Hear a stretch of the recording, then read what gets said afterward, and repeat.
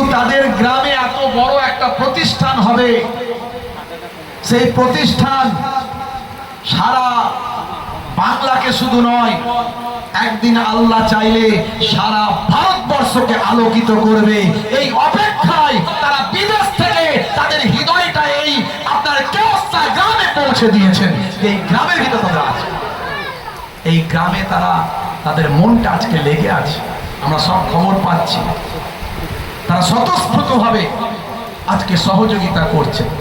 আলহামদুলিল্লাহ, এই প্রতিষ্ঠান মুজাদ্দিদুজ জামান আপনাদের দাদা হুজুর কেবলা, আমার পর্ণাজান হুজুর পীর কেবলার দেখানো পথে, তার নির্দেশনায় পরিচালিত হবে ইনশাআল্লাহ। এলাকার প্রত্যেকটা মাদ্রাসার সঙ্গে সামঞ্জস্য রেখে তাদের সহযোগিতা নিয়ে এই মাদ্রাসা আল্লাহ যদি করেন আগামী দিন একটা মাথা উঁচু করে দাঁড়াবে ইনশাআল্লাহ। বলুন আল্লাহুম্মা আমিন।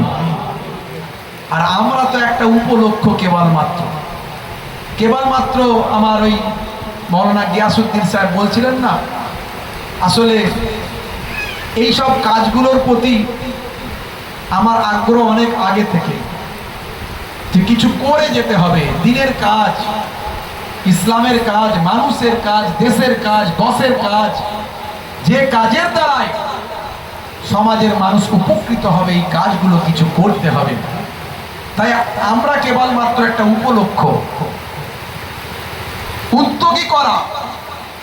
আমি তাই ভাইকে বলছিলাম, এটা শুধু আপনার মাদ্রাসা নয়, এটা আমার মাদ্রাসা, এটা এই কেওসা গ্রামের মাদ্রাসা, কেওসা গ্রামের প্রত্যেকটা মানুষের মাদ্রাসা, এই পার্শ্ববর্তী এলাকার সকলের মাদ্রাসা।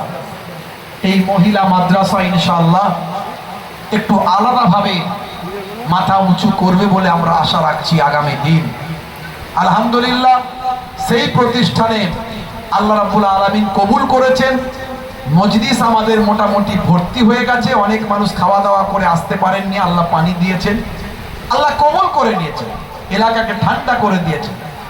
আমার পরে আমার মেজো ভাই পীরজাদা মাহফুজুল্লাহ হুসাইনি ভাই, তিনিও আসছেন, কিছু সময়ের জন্য তিনিও আলোচনা করবেন।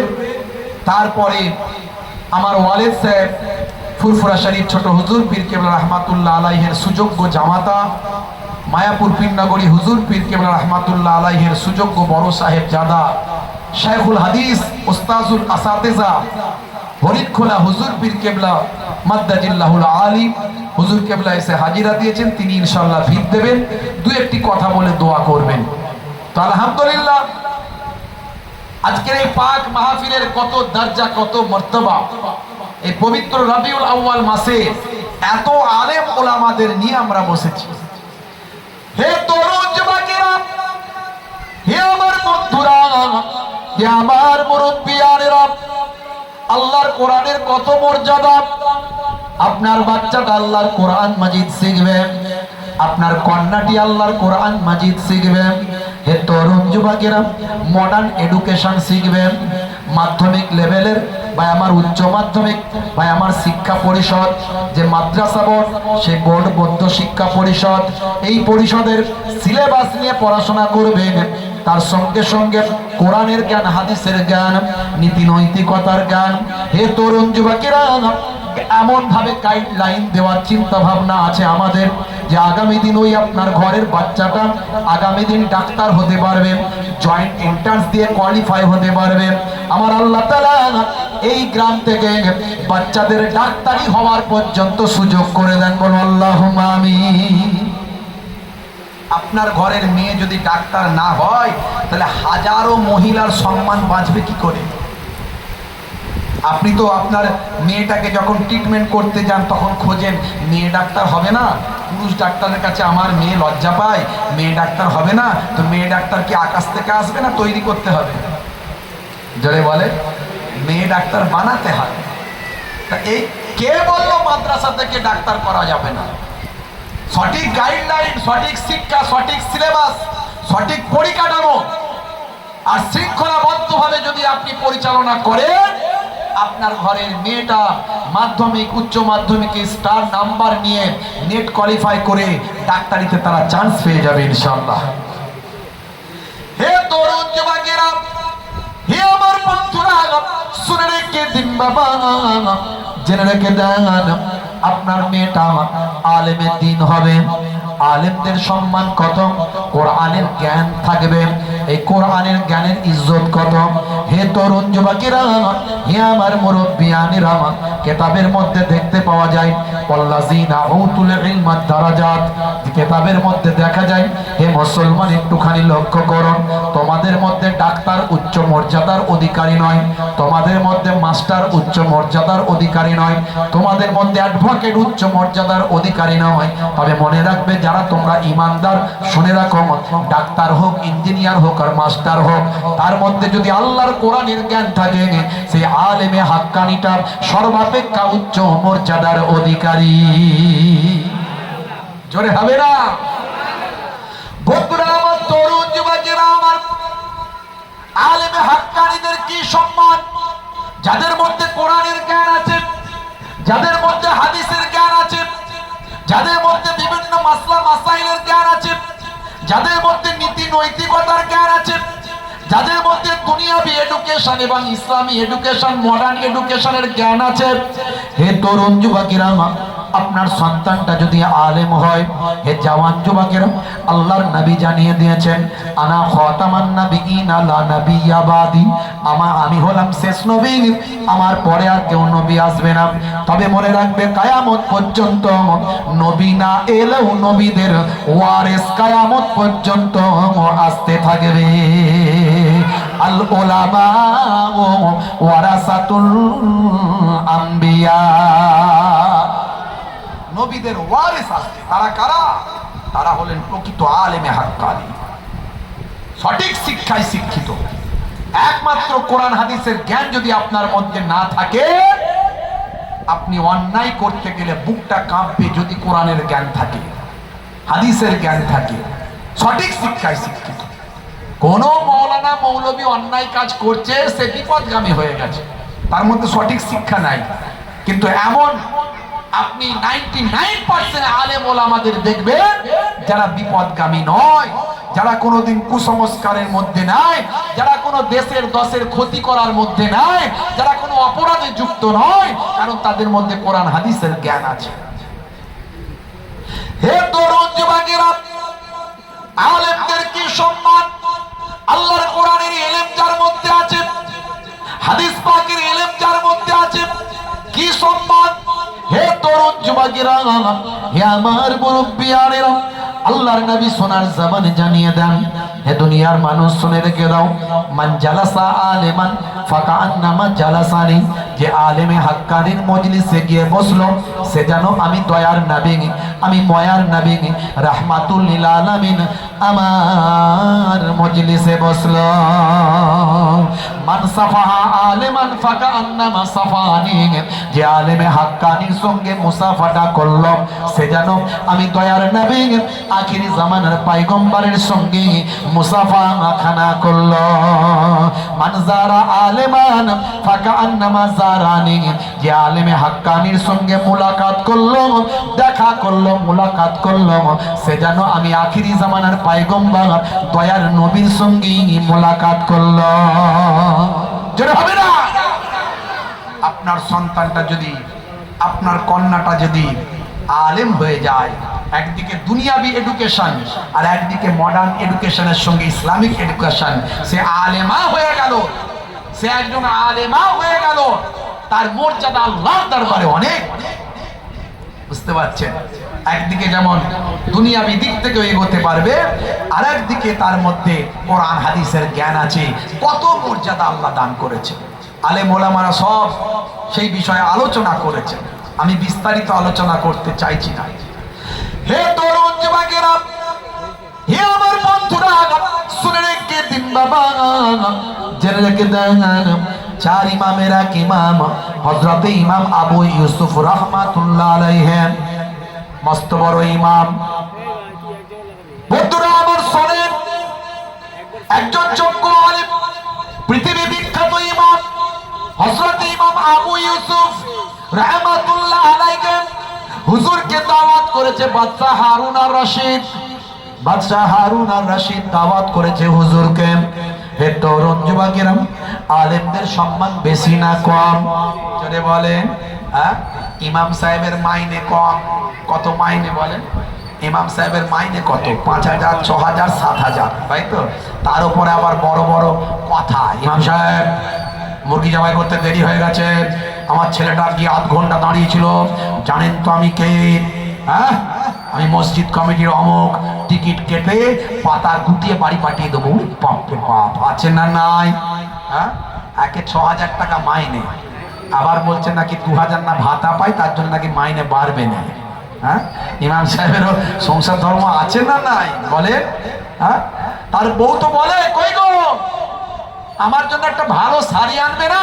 দাঁড়াও না, সামনে বছর মাইনেটা বাড়বে বলেছে, 8,000 টাকা হবে বলেছে, 1 মাসের মাইনে দিয়ে নাহলে ভালো একটা বেনারসি শাড়ি এনে দেবো তোমার জন্য, লাল কালারের।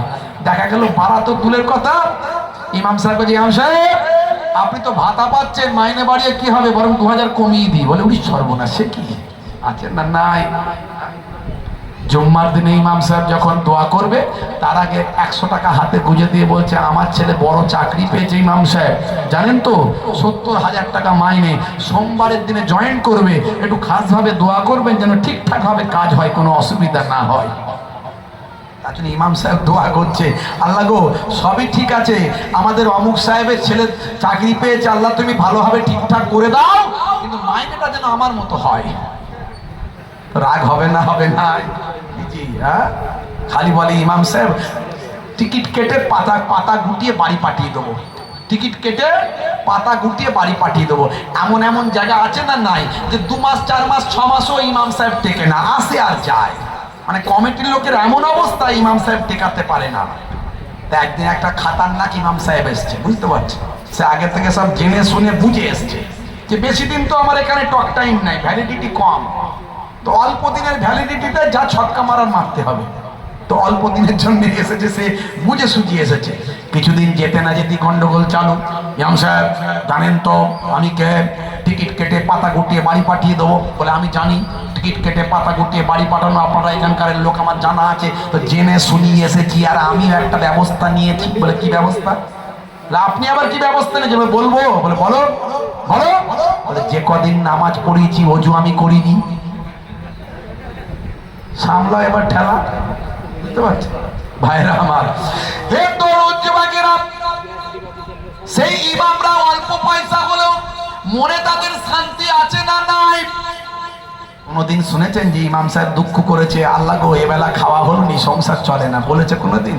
ইমাম সাহেবের জিজ্ঞাসা, ইমাম সাহেব কেমন আছেন? বলে আলহামদুলিল্লাহ, আল্লাহ ভালো রেখেছেন। আর আপনি 70,000 টাকা ইনকাম করেন, বলছেন ভালো নাই, বাজার খুব খারাপ। কথা ঠিক না ভুল? একবারও কোনোদিন বললেন না যে বাজার ভালো, সব সময় জিজ্ঞাসা করলেই বলে বাজার খারাপ।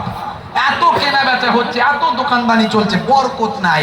ইমাম সাহেবের 6,000 টাকা মাইনে, এদিক ওদিক করে যা আল্লাহ দেয় তাতেই সে সবসময় গায়ের কাছে গেলে আতরের সেন্ট পাবেন, চকচকে জামা, শরীর স্বাস্থ্য বেশ আলহামদুলিল্লাহ হিষ্টপুষ্ট। আমি তো রুগা পাতলা রাত দিন ঘুরি বলে আল্লাহ হয়তো কি করেছে জানিনি, রুগা পাতলা মোটা মোটা হয়নি। তো যাই হোক, ইমাম সাহেব আলহামদুলিল্লাহ সব আল্লাহ করে শরীর স্বাস্থ্য ভালো আল্লাহ দিয়েছে। কথা ঠিক না ভুল? তো এই যে আল্লাহর রহমত আলেমদের প্রতি আছে না নাই? আছে। হে তরুণ যুবকেরা, আলেমদের আল্লাহ এত সম্মান দিয়েছে, বাজারে গেলে দোকানদার বলে হুজুর চা খেয়ে যান। আবার চা খাওয়া চলে না, শরীরটা ভালো নয়, চা খাবো না। তাহলে কি খাবেন হুজুর? কোল্ড ড্রিঙ্কস খাবেন, মিষ্টি খেয়ে যান, একটু দই খেয়ে যান। ইমামদের আলেমদের ডেকে লোকে এভাবে আপ্যায়ন করে কি করে না? এটা দুনিয়ার কোনো মানুষকে করবে না। আলেম ওলামাদের যে সম্মানটা মানুষ করে, এটা আল্লাহর দেওয়া ইজ্জত, আল্লাহর দেওয়া সম্মান। হে তরুণ যুবকেরা, বাদশা হারুন আর রশিদের মতো মানুষ সেই জামানার মস্ত বড় ইমাম ভাইরা আমার, ইমাম আবু ইউসুফ রাহমাতুল্লাহ আলাইহিকে দাওয়াত করেছেন, হুজুর আপনাকে আমি একটু নিজে হাতে আমার রাজবাড়িতে নিজে হাতে দাস্তারখানে আপ্যায়ন করতে চাই, একটু আমি নিজে হাতে আপনাকে খাওয়াতে চাই। আপনি আমার বাড়িতে আসুন, আমার হুজরায় আসুন, আমার রাজবাড়িতে আসুন। ভাইরা আমার, ইমাম আবু ইউসুফ রাহমাতুল্লাহ আলাইহি দাওয়াত গ্রহণ করেছেন। দাওয়াত গ্রহণ করে ইমাম আবু ইউসুফ রাহমাতুল্লাহ আলাইহি তিনি সেখানে ভাই আমার গেছেন। যাওয়ার পরে বাদশা হারুন আর রশিদ নিজে ইমাম আবু ইউসুফ রাহমাতুল্লাহ আলাইহিকে আহলান সাহলান ওয়েলকাম স্বাগতম করে আল্লাহর মাহবুব বান্দাকে তার রাজ দরবারে নিয়ে গেছেন। জোরে বলুন সুবহানাল্লাহ। জোরে হবে না? হে তরুণ যুবকেরা, হে আমার বন্ধুরা, শুনে রেখে দিন বাবা, জেনে রেখে দেন। হে মুসলমান, একটু লক্ষ্য করো না, এমন সময় দেখতে পাওয়া যায় হযরত আবু ইউসুফ রাহমাতুল্লাহ আলাইহি, ইমাম আবু ইউসুফ রাহমাতুল্লাহ আলাইহি বাবা হুজুরকে সেখান থেকে নিয়ে গেছেন রাজবাড়িতে, রাজ দরবারে নিয়ে গিয়ে হুজুরকে নিজে হাতে ভাই আমার বাদশা আপ্যায়ন করাবেন। বাদশা হারুন আর রশিদ দাস্তারখানটা নিজে বিছিয়ে দিয়েছেন, খাদেমরা খাবার নিয়ে আসছেন, হুজুর নিজে হাতে খাবারটা পরিবেশন করছেন। হুজুরকে বলছেন বাদশা হারুন আর রশিদ হুজুরকে বলছেন, হুজুর প্রথমে আপনাকে আমি একটু ফালুদার শরবত খাইয়ে আপনাকে ইস্তেকবাল করতে চাই। আপনাকে খাওয়াটা শুরু করার আগে আমি নিজে হাতে আমি পেস্তার তৈরি ফালুদা তৈরি করেছি। এই পেস্তার তৈরি ফালুদা আপনাকে আমি আগে খাওয়াতে চাই। এই পেস্তার তৈরি ফালুদার কথা শুনে হযরত ইমাম আবু ইউসুফ রাহমাতুল্লাহ আলাইহি, ইমামে আজম আবু হানিফা হুজুরের ছাত্র, ইমামে আজম আবু হানিফা হুজুরের বিশ্বস্ত ছাত্র ভাইরা আমার, চার ইমামের বাইরে আরো যে ইমামদের মধ্যে যোগ্য ইমাম, বিশ্ববিখ্যাত ইমাম হযরত ইমাম আবু ইউসুফ রাহমাতুল্লাহ আলাইহি, তিনি হযরতে হানাফি মাযহাবের মস্ত বড় ইমাম। হে তরুণ যুবকেরা, এমন সময় হযরতে বাদশা হারুন আর রশিদ ইমাম আবু ইউসুফ রাহমাতুল্লাহ আলাইহিকে যখন পেস্তার তৈরি ফালুদাটা যখন খাওয়াতে চান, পেস্তার তৈরি ফালুদা খাওয়াবেন যখন বলেন, এ কথা শোনার সঙ্গে সঙ্গে ইমাম আবু ইউসুফ রাহমাতুল্লাহ আলাইহি ঝরঝর করে কাঁদতে শুরু করে দেয়। হুজুর বেয়াদবি নেবেন না, আমার কথায় কি মনে দুঃখ লেগে গেল? কাঁদছেন কেন? আমি কি আপনাকে কষ্ট দিয়েছি? আমি কি আপনাকে দুঃখ দিয়েছি? কাঁদছেন কেন? আমি তো আপনাকে বলেছি পেস্তার তৈরি ফালুদাটা আমি আগে খাওয়াতে চাই। বন্ধুরা আমার, তরুণ যুবকেরা, হে আমার মুরব্বিয়ানেরা, শুনে রেখে দিন বাবা, জেনে রেখে দেন। এমন সময় দেখতে পাওয়া যায় হযরত ইমাম আবু ইউসুফ রাহমাতুল্লাহ আলাইহি সেই সময় বলেছিলেন, বাদশা জাহাপনা, আপনার কথা শুনে আমার কোনো দুঃখ লাগেনি। আপনি যখন পেস্তার তৈরি ফালুদা খাওয়াতে চান, এই পেস্তার তৈরি ফালুদার কথা বলার সঙ্গে সঙ্গে আমার একটা ঘটনা মনে পড়ে যায়, যে ঘটনাটা ভীষণ হৃদয় বিদারক ঘটনা, দুঃখজনক ঘটনা। এই ঘটনাটা আমার মনে পড়ার সঙ্গে সঙ্গে আমার অশ্রুসিক্ত নয়নটা ভিজে যায়, চোখ দিয়ে আমার অশ্রু বিসর্জন হয়। কি ব্যাপার হুজুর? একটু খুলে বলুন ব্যাপারটা কি, একটু খুলে বলুন। আপনার কিসের দুঃখ লাগলো, কি কারণে হলো, ব্যাপারটা একটু খুলে বলুন। হে তরুণ যুবকেরা, হে আমার বন্ধুরা, সেই সময় দেখতে পাওয়া যায় হযরত ইমাম আবু ইউসুফ রাহমাতুল্লাহ আলাইহি তিনি বললেন, এই কুফা নগরীতে একটা গরিব পরিবার বাস করত। এই গরিব পরিবারের একমাত্র একটা সন্তান ছিল, এই সন্তানটার নাম হলো ইয়াকুব। এই তার পিতা একজন ভাই আমার লেবার ছিল, মা বাড়িতে বা বাড়ির কাজগুলো করত, পিতা সুতা কাটার কাজ করত। তাদের একমাত্র সন্তান ভাই আমার, ওই একমাত্র সন্তান ছোট বাচ্চা, সংসারটা অনাহারে অর্ধাহারে চলে, একবেলা খাওয়া হয় একবেলা হয় না, এমন পরিবার আছে না নাই? এখনো সেরকম ফ্যামিলি আছে না নাই? অনাহারে অর্ধাহারে একবেলা চলে একবেলা চলে না, এরকম গরিব পরিবার, একদিন খাটাখাটনি না হলে সংসারে টান হয়ে যায়, এরকম আছে না নাই? দিন আনে দিন খাই বাপ।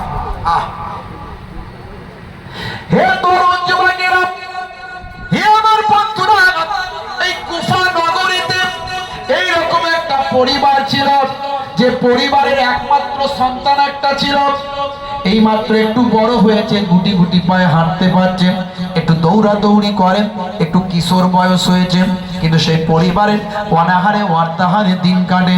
হে তরুণ যুবকেরা, হে আমার মুরব্বিয়ানেরা, শুনে রেখে দিন বাবা, জেনে রেখে দেন। এমন সময় সেই পরিবার চিন্তা করলো, সেই বাবার মা চিন্তা করলো, আমাদের সংসার তো ঠিক মতো চলে না, আমরা অনাহারে দিন কাটাই, ক্ষুধার্ত অবস্থায় আমরা থাকি, একবেলা খাওয়া হয় একবেলা হয় না। আমাদের সন্তানটা একটু হাত লড়কো মতো হয়েছে, আমাদের সন্তানটা একটু বড় হয়েছে, এই সন্তানটাকে যদি একটা ছোটখাটো কাজেতে দিয়ে দেওয়া যায়, তাহলে তার মাধ্যমেও কিছু পয়সা তো রোজগার হবে। হে তরুণ যুবকেরা, সেই সন্তানটি কেবলমাত্র 10 বছর 12 বছর বয়স হয়েছে। এই ছোট্ট বাচ্চাটিকে তার পিতামাতা যুক্তি করে একজন ধোপার বাড়িতে কাজেতে লাগিয়ে দিয়েছে, ধোপার বাড়িতে কাজে লাগিয়েছে।